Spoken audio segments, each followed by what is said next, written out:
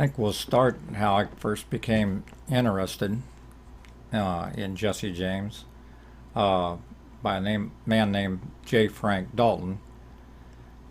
Came to Franklin County, Missouri back in 1950, claiming to be Jesse James. My mother's sister was there when he went to court here in Franklin County trying to get his name changed to Jesse James. Since then, this is back in 1950, since then I've been a Jesse James enthusiast. And so I've studied Jesse James through the years, and I've been wondering through the years, who was J. Frank Dalton? J. Frank Dalton had claimed to be Jesse, and there were certain things that Dalton knew that only the outlaw would know, but there was other things that he didn't know that Jesse should know. So this led me on almost a 50-year hunt. Who was J. Frank Dalton? So I've done a lot of research through the years, and I think I got a better idea and grip on who he is. Also, through the years of research, I've studied the man's face, other characteristics about Jesse. A few years ago, I came upon a photograph that I acquired that has the same men in it that the Time Life photograph that came out back in the 1970s of supposed Jesse James and his gang, which other historians tried to debunk and said that the photograph was much too late. Other historians have looked at my photograph and the Time Life photograph and all agree that these are the same men in both photographs, which the photograph that I had found in conjunction with the Time Life photograph, one without the other, you can prove that Jesse was not killed April 3rd, 1882. Also, through my research, I found certain things about Jesse that other historians have not picked up. Some of these things they shouldn't have never missed. So as I go through, I'll show you some of the photographs and some of the research I have done. The woodcut before you is a train robbery done probably in the 1870s, and it's important to look as the passengers of the train describe Jesse how he was dressed. The wide brim hat, the dark shirt, the pants are tucked in the boots. This is all important. This photograph here is of J. Frank Dalton, who claimed back in the late 1940s, 1950, and to his death to be Jesse James. This is the man that showed up for trial in Franklin County to prove that he was Jesse James. The conclusion of the trial was by the judge was there's really no reason for J. Frank Dalton to have his name changed to Jesse James. If he had not already legally changed his name to J. Frank Dalton, he had no action to take. A couple things I want everyone to know what Jesse looked like. And I'm going to read from Frank James' trial in 1883. And this comes from Dick Little, who was a member of Quantrells, which some historians will tell you that he's not, but his real name is James Andrew Little, and he is on Quantrell's roster list. And at Frank James' trial, Frank James was on trial for murder for a train robbery earlier, and he gave this description of Jesse. And I quote, height 5'10" and 1/2 inches, blue eyes, complexion light, snaps his eyes when talking. They are large, wears a 7 1/8 hat and number 8 boot. Nose is short and turned up at the end, and this is important when you're looking at Jesse. that the nose is short and turned up at the end. Round features, fleshy face, whiskers sandy. First joint of third finger on left hand is gone. I'd like to intervene here is that he's saying that the joint is gone, not the fingertip is missing, only that the joint is gone. 2 bullet holes about 3 inches apart near the right nipple. He is bow-legged and steps very quickly. Is very graceful rider when on a raid. Dresses very common. Dark calico shirt, ducking overalls, pants tucked in boots. Has white smooth hands, wears gloves, and that's also important where he said he wears gloves. The second time he was asked about his features, he says 5'11" and a half, round face. Again he says pug nose. Dark sandy whiskers and blue eyes. Weighs about 195 pounds and stood very straight. And that was the testimony of Dick Little. So let's kind of take a look at Jesse. This is a photograph of Jesse during the war. They think was taken about 1864. As you can see, as Dick Little described, he has the short turned up nose, as Dick Little described. Also, I want you to notice that he has this arm tucked behind his back. In almost all photographs you'll see of Jesse, you'll always see him either with his hand in his pocket or tucked behind him somewhere out of view. These are 2 more photographs of Jesse. The one on the left is believed taken about 1866. You can see he's thin and frail looking. When Jesse's trying to turn himself in, a Federal had shot him through the chest and almost died from the injury. If you notice in this next photograph, what they believe was taken in Tennessee and taken approximately 1867, you can see that he's wearing the exact same coat, but now he's not quite as frail and starting to fill out. In fact, you can tell that, you can notice in the left photograph how he's hiding that hand. The photograph on the right is one of the only photographs you'll see of Jesse while he was wanted that he shows the left hand. You'll also notice that the thumb is holding the finger up on that hand. But I want to take a closer look at Jesse and some of his other facial features and plus this hand. Here's a close-up of the first picture I just showed you. And again, you can see the sharp turned up nose. And there's another feature about Jesse that historians have left out. Jesse has a predominant mole, and more than one mole, on his right cheek. Here's the other photograph I showed you earlier. And we're going to take a look at his face again, and also of that hand. Here's a close-up of his face. And again, you see the prominent mole on that cheek and several other moles coming down the side of his cheek. Also, I want you to notice the 2 moles right underneath his lip, right next to each other, and also these 2 moles on his neck. Now, historians have totally left this out. This mole right here is a major factor in the way Jesse hoaxed his death.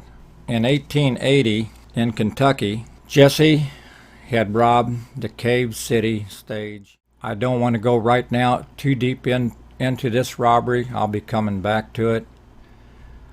But one of the things that the passengers of the stage noticed when they were being robbed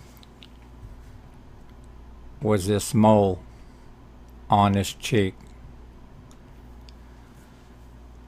Jesse was caught, or I should say, thought Jesse was caught for this robbery. And after he was brought in, several of the witnesses were there, and they definitely said that this is the man that robbed the stage. He claimed to be Thomas J. Hunt at the time of this arrest. And several of the passengers said, regardless whether he's Hunt or Jesse James, this is the man that robbed the stage. So we'll get back to this photograph again. This is an important photograph. But now let's go down to the hand and take a look. This is the blow up of that hand.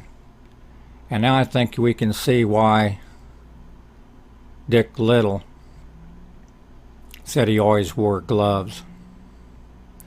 As you can notice, the warts that Jesse had on his hand, several warts. But in particular, I want you to notice this wart in between on the index finger and the small wart here. This is a known picture of Jesse. They think taken about 1874.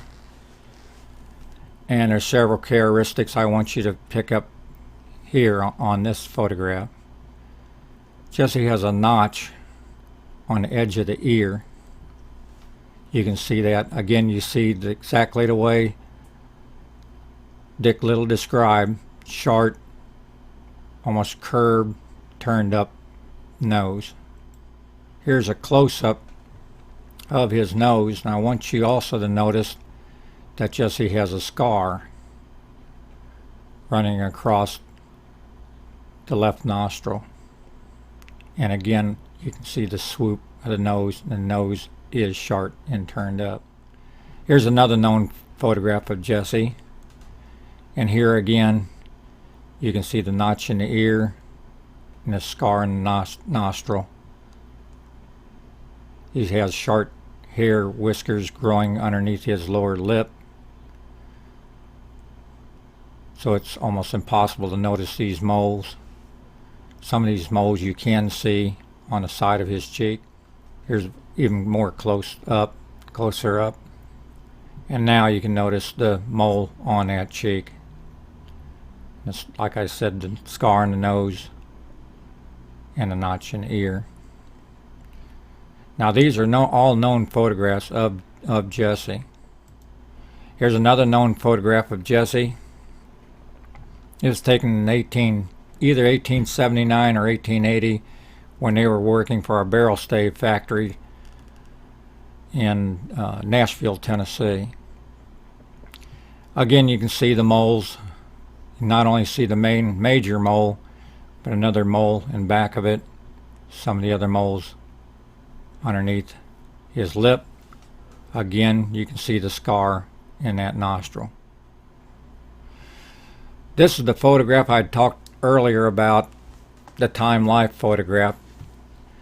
The man that owned this photograph, his name was S.P. Stevens. Historians have debunked this photograph for years as not being Jesse, for a couple of different reasons. And I'll come back to this photograph. This is the photograph that I was talking about that I found a few years ago. And as you can see, it has the same men in it as the time life photograph. I'm sure this photograph should have never came to light. It's too revealing, and there's new information from this photograph I was able to find. Here's an overlay between my photograph and the time life photograph, so you can positively see these are the same men.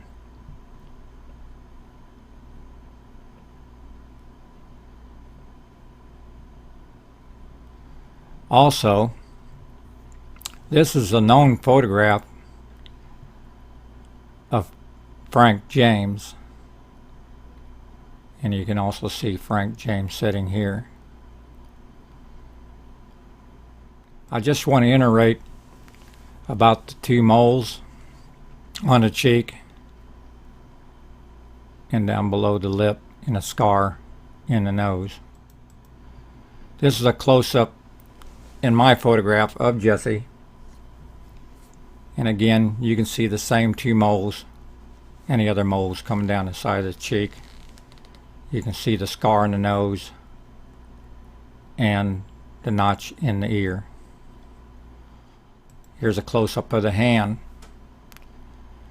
And as you can see, the warts I'd showed before, you can see the wart between the fingers, and also faintly see the small warts on his small finger.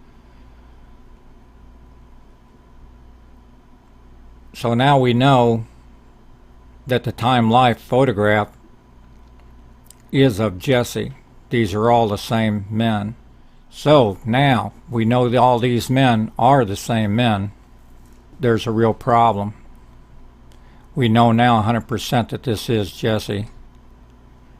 The problem becomes with the firearms that they're using.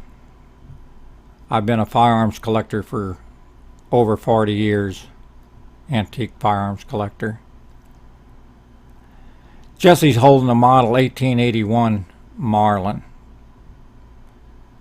which is possible since Jesse was supposedly killed April 3rd, 1882. So he could have possibly owned this rifle here. The problem becomes with this rifle here that this man's holding.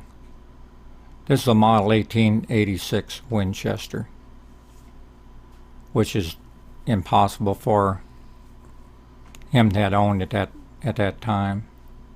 So now we know positive proof this is Jesse. This is a model 1886 Winchester. Jesse hoaxed his death. So how did he do it?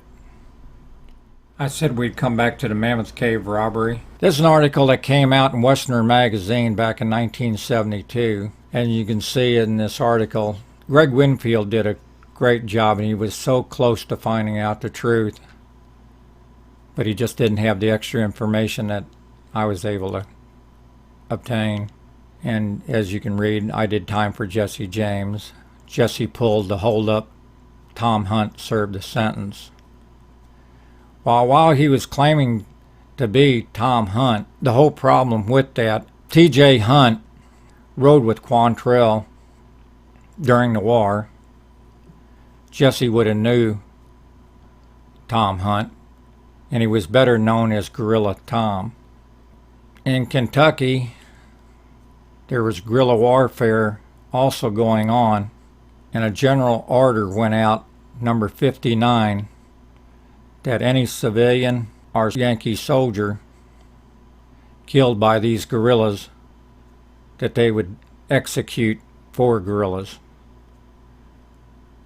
Tom Hunt was executed in November '64 under that order.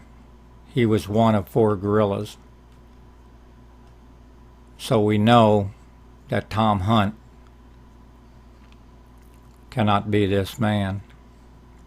So let's take a better look at Tom Hunt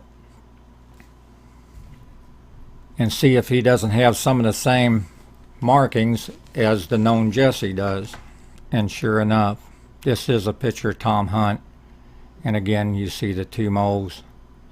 The other moles coming down the cheek. The 2 moles on the neck. The sharp turned up nose. You can also notice the receding hairline, which he has covered up with some of the shorter hair. And also you can notice the 2 small moles I showed you earlier on a known picture of Jesse James right underneath the lip. And again, to verify that, this is the known picture I showed you earlier. And you can see exactly those 2 moles on the cheek. This larger mole alongside his cheek, straight across from his mouth. and you see that same O right there.